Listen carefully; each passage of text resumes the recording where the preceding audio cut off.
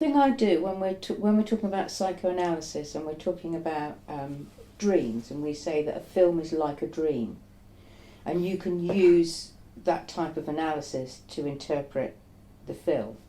What I get them to do is I get them to read an original version of the Snow White story, because they all think they know it, but the original version is quite different. Very dark. And then I get them to think, and we look at the kind of symbols in it, and then I say, right, if you are asked to animate Snow White, you're going to need to know this stuff. You know, if you want to produce a film that's kind of all that's, you know, sort of on the kind of in the same kind of, it's got the same kind of, I don't know if genre is the right word, but the same kind of feel about it as a Tim Burton film, you're going to really know how to tap into these aspects of the uncanny in this film. So I tend to do it like that and try and get them thinking about the elements that they would pull out in an animation. That's right, because those people haven't got no sort of history of our background, don't see the links between like what Tim Burton does and stuff in the past. So I think that's quite important that we do that. So and they also don't realise, and the graphic students are exactly the same, that the people at the top of their profession are incredibly well read, and they know all this stuff.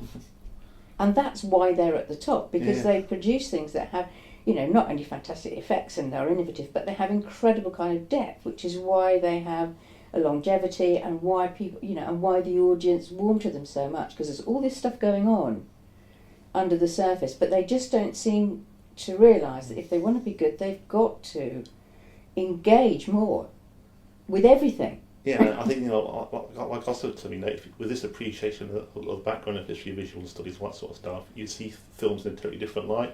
You see a lot more to it. Mm-hmm. Now, I've ruined Toy Story for most people. I've spoiled it.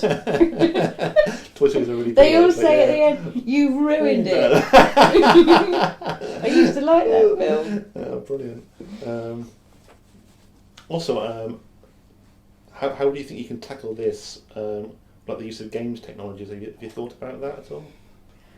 Well, you know I'm a complete technophobe. I've no idea how you would... What do you mean by games technology? Well, the fact that, you know, rather than just, like say, like in a shoot 'em up sort of game, you're aiming at things and blowing things away, within things like Second Life or like adventure strategy type games or online virtual games, you can actually physically walk around wherever it is you're going, and you're literally more immersed in that environment, because you're actually that avatar. You're actually in the game, and the people relate to you. So, do you think there are ways that you can bring that into play when it comes to, like, obviously, you know, the mirror stage and all that sort of stuff, sort of thing? And because you look at avatars, don't you? Don't you? Yeah, we do. We don't talk about them in terms of We don't talk about them in terms of psychoanalysis, although we could do. We primarily talk about them in terms of simulacrum, where you create something that has no original. So the example I give is you can go on a particular website where you can get an artist to paint a portrait of your avatar on a canvas and post it to you. So what you've got is a portrait of something that actually has no existence. So you've made something real out of something that's not. So we talk about it in that way, and because that kind of draws on questions about reality and actually what is reality, and there's more and more stuff coming about how things like Second Life, people would rather be there than in the here and now for us, and are we to say that that is not real?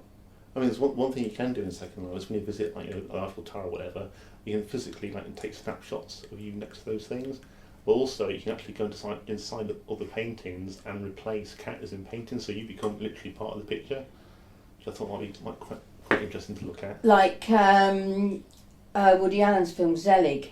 Yeah. Where Zelig appears in all these, That's he's right, cut into all these historical films like that, yeah. through time. The idea of the kind of wandering Jew who is someone who's kind of appears throughout history. I don't know what that would. I mean, it'd be quite fun, but I don't know what it would do. I mean, I guess it would be more interesting if you had something like, I don't know if you were going to be particularly reverent, if you had something like a famous painting of the crucifixion, you put a woman on the cross instead. that's interesting. Yeah.